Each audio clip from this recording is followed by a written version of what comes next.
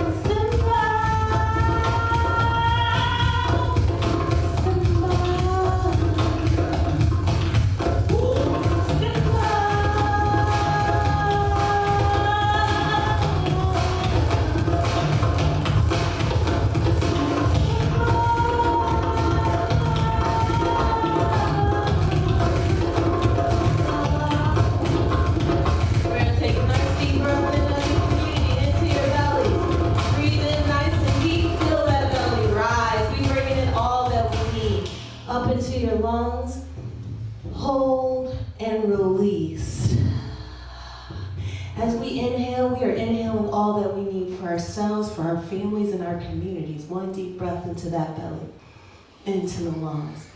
As we exhale, we release all that is not serving us, every obstacle in our way. We release it and we know it is gone. We know that our ancestors are with us. We are surrounded by loving energy. It is here to ensure that we are happy, healthy, and successful. We breathe in all that love, all of that joy, all of that health and success, and we are releasing anything that is not for our health, for our joy, for our success. We're letting it go. Ashe. Ashe, ashe.